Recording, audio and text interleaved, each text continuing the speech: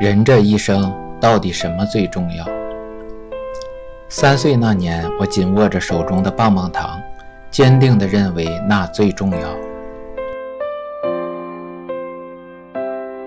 5岁那年，我花了整整1个下午逮住那只蜻蜓，那一刻它好像是最重要的。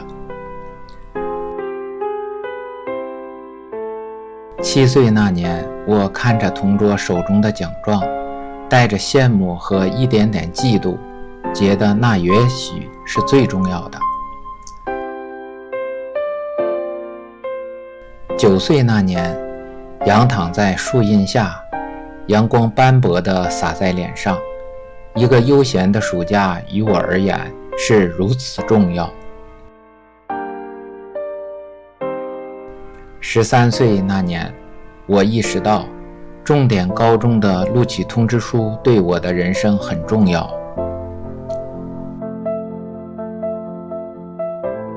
16岁那年，坐在教室里，微风穿堂，盯着前排姑娘的马尾辫出了神，忽然觉得就这样一直下去也不错。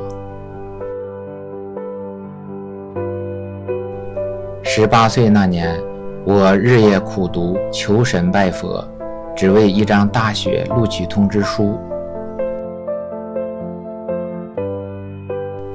22岁那年，告别校园，懵懂地踏进所谓社会，一份工作又成了最重要的。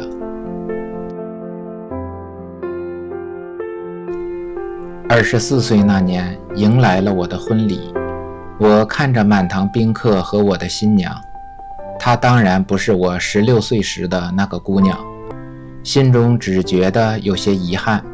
不过那一刻，我的新娘就成为了我最重要的人。25岁那年，我和狐朋狗友推杯换盏，吹牛打屁，只觉得面子最重要。26岁那年，我焦急地等待产房外，啼哭声打破了宁静。我知道更重要的来了。33岁那年，被房贷和车贷搞得焦头烂额的我，觉得钱可太重要了。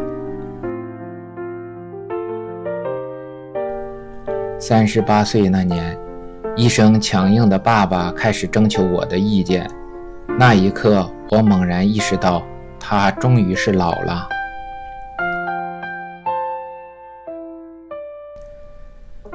还是38岁那年，妈妈再没有训斥过我，而是不厌其烦地念叨，还带着些小心翼翼。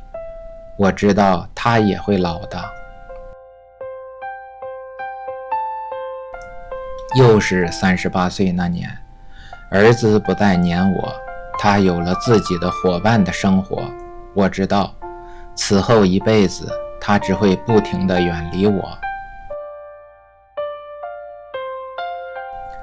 那年我恍然，可能时光才是这世上最重要的吧。40岁那年，看着乱七八糟的体检报告，我才想起，我从来没觉得自己重要。45岁那年，浑浑噩噩地度过了半生，挺着啤酒肚在工位摸鱼的时候，回想起年少的梦想，从未觉得梦想如此重要。50岁那年，看着儿子和一个还不错的姑娘步入婚姻堂，我眯着眼看着台上的儿子，不知道新娘是不是他16岁时爱上的那个姑娘，但还是觉得儿子的幸福比我的幸福更重要。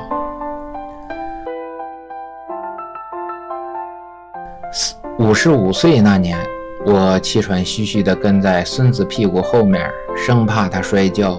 那一刻，我从未给予孙子远大的西进，他平安快乐便是最重要的。60岁那年，我将父母葬在了一起，年纪太大，很多事也便看开了许多。我没有流泪，只觉得爸爸的责骂和母亲的絮叨在那一刻无比重要。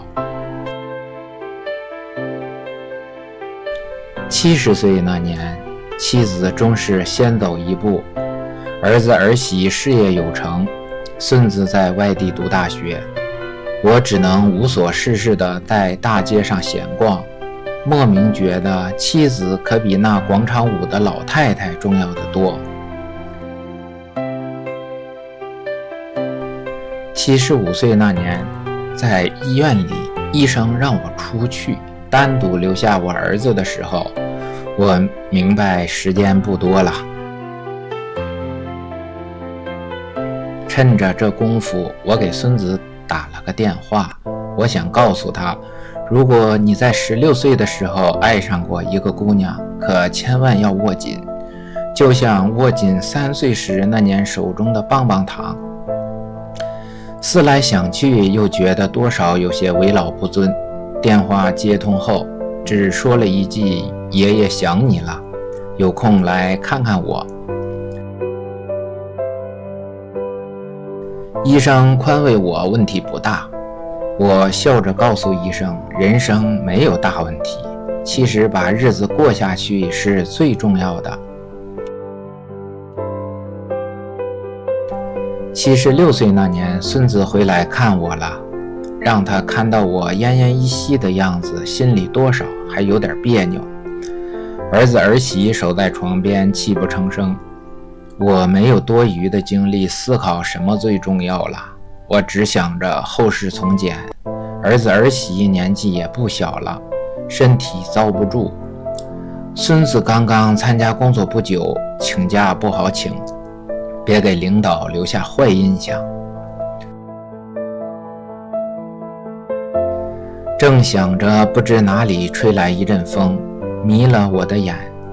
睁开眼，爸爸妈妈牵着手，脸上挂着我最熟悉的笑容。他们都是年轻的样子，张开双臂示意我抱抱。我好想他们啊，所以我不犹豫跳下床，向他们飞奔而去。奔跑中，我变成了60岁的样子，50岁的样子，40岁的样子，30岁的样子，直到变成3岁的样子。他们终于又能抱起我了，我向他们点点头，他们也笑着点点头，带着我转身离开。我回望一眼儿子儿媳和孙子，他们抱着76岁的我嚎啕大哭，虽然不舍，不过没关系，我知道他们依然可以过得很好。